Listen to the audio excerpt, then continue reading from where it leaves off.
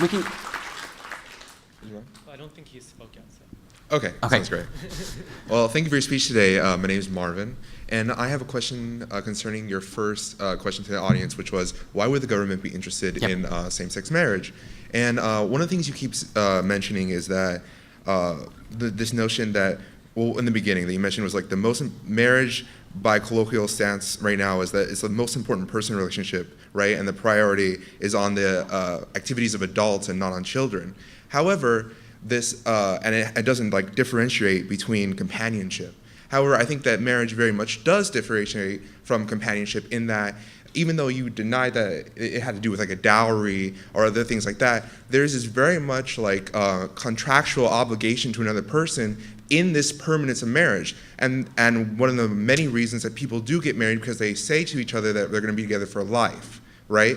And this goes beyond the like notion of child rearing when it goes to like tax rights, it goes to medical rights, like next of kin, and it does have to do with who's going to inherit my like property, and also when we go in together to buy a house or any property that we do own, there's a whole bunch of entanglement that comes together from a permanent relationship, and thus when you go into marriage, you go into these laws that protect you and serve you as somebody who's going through life as a permanent couple. And how that would benefit the government is that it creates like a system in which people are encouraged to live together to become more economically viable. When you have two incomes, right? You have you put more into society.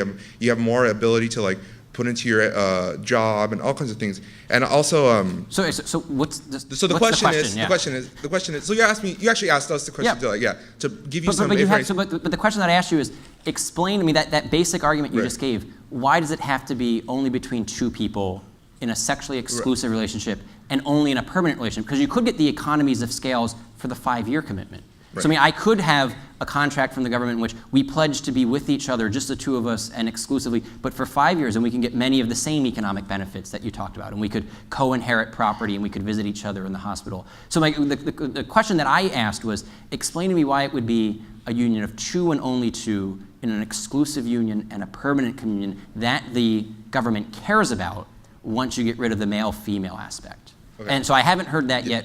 Yeah, no, you haven't. And actually, my question is more of a, I actually have a response in this that like, you asked why the government would be interested in having marriage between same-sex couple, and just give you those arguments for that, not necessarily why it can't be a throuple or why it can't be, monogamish and things like that. I don't really have an answer for that, but I do have an answer. It seems to me that you're saying that the government has an interest in contract law. Yeah, it does. And contracts can come in as many different sizes and shapes as consent comes in.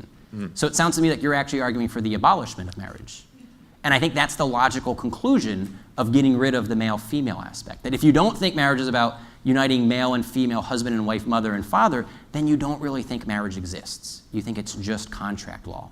And that's actually one of the consequences. The second consequence that I had mentioned is that if we go down this road, it'll lead us down this line of thinking of that we should just have contracts for consenting adults of whatever sizes and shape.